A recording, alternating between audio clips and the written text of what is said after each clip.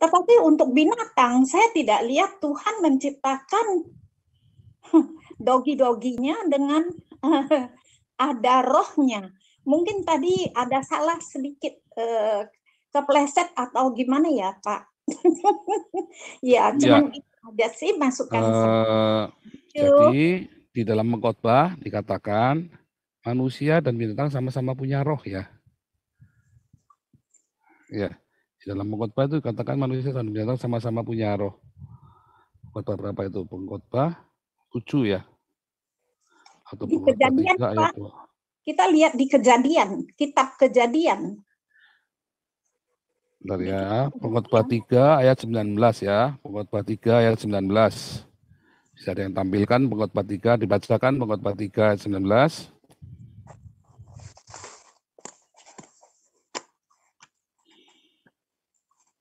Tapi kan Bapak setuju dengan saya dong, bahwa Enggak. manusia itu punya tubuh, jiwa, dan roh ya. Binatang Dan juga punya. roh itu diberikan oleh Tuhan. Ya. Ya, pengkhotbah 3 ayat 19 ya, itu ada manusia dan binatang sama-sama punya nafas ya. Tetapi itu di dalam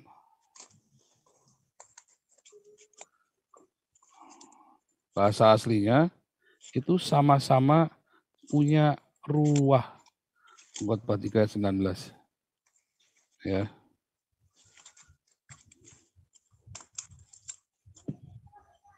Jadi binatang sama manusia punya roh. Ya.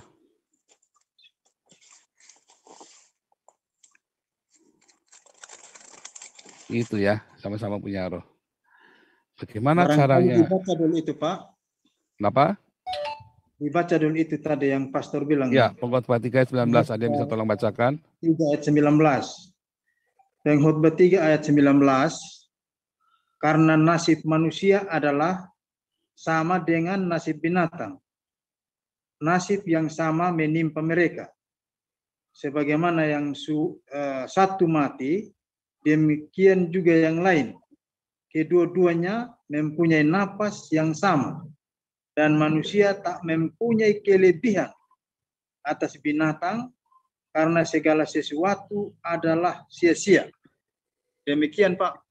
Ya, nah kata nafas itu kita kan bingung karena LAI maupun Alkitab manapun di seluruh dunia membedakan antara breath, nafas, soul, itu mereka bingung loh, nggak konsisten. Tetapi Alkitab dengan konsisten antara Septuaginta yang berbahasa Yunani dengan Tanakh Ibrani yang berbahasa Ibrani, ya.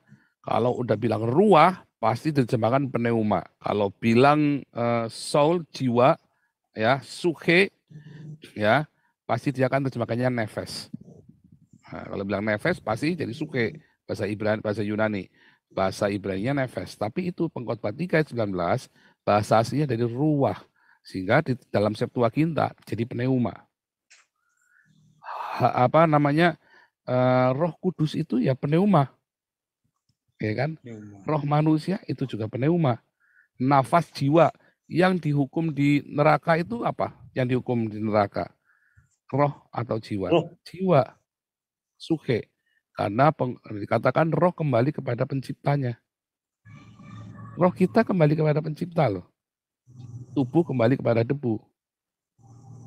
Oke, Ya. thank you, Pak. Tapi Jiwanya kita yang masuk ke Hades atau masuk ke Firdaus lalu dihakimi masuk neraka. Atau kita masuk ke dalam kehidupan yang kekal. Jiwa kita. ya, thank you, Pak. Nah nanti di ayat lain, saya lupa ayatnya ya, binatang itu dibentuk dari tanah liat juga loh. Stok ya. Jadi ada binatang ya dibentuk juga loh oleh Tuhan ya. Jadi bukan cuma manusia yang dibentuk dari tanah liat loh. Itu salah ya, anggapan yang salah. Nah, kalau waktu di laut berkeriapan, tiba-tiba berkeriapan. Tapi ada binatang-binatang di darat yang memang terbentuk dari tanah ya. Itu beneran ya.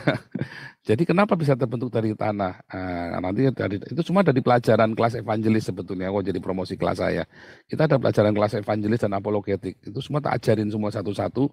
Ayatnya aslinya begini. Ya itu semua adalah pertanyaan-pertanyaan dari anak-anak kita atau orang-orang Islam, orang liberal.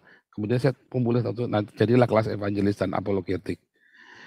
Nah itu nanti saya ajarin satu-satu itu tentang tubuh, jiwa, roh, yang binatang, bahasa aslinya ternyata terjemahannya tidak konsisten. Kenapa terjemahannya bisa salah walaupun dalam bahasa Inggris?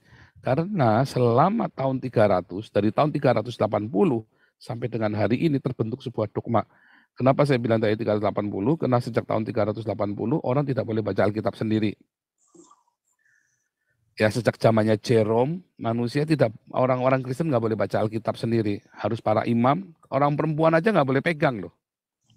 Ya makanya ada naskah tua kita, teks Alexandrianus, karena yang menyalin itu seorang perempuan, maka nggak dimasukkan di dalam naskah resmi.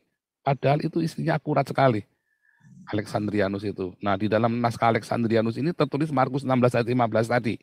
Kalau di dalam naskah yang kita pakai, Vatikanus dan Sinaiticus, ayat 15 tadi malah nggak tertulis. Beritakanlah Injil kepada segala makhluk. Berhenti itu di ayat 9.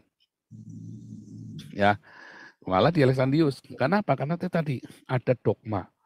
Nah, selama ini kita dikekang, di framing oleh dogma.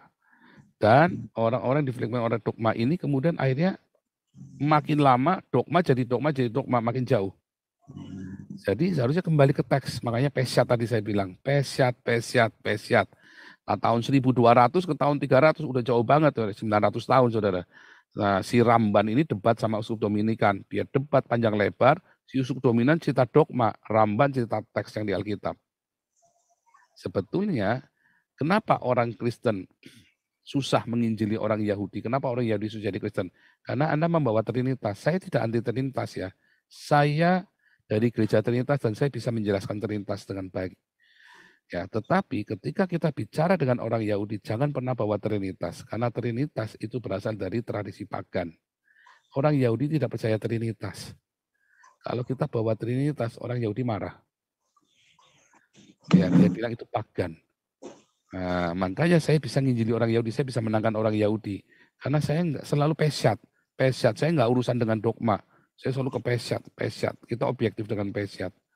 Karena di dalam pesyat itu saja sudah membuktikan bahwa Yesua HaMasyiah adalah Sang Elohim sendiri. Ya. Okay, dah. Jadi, Thank you for your explanation, but I prefer focus on preaching to the creature, to human being, to believe in Jesus. Even you have the different doctrine or whatever you say, dogma, whatever you say, we are different, but we had better not to discuss this.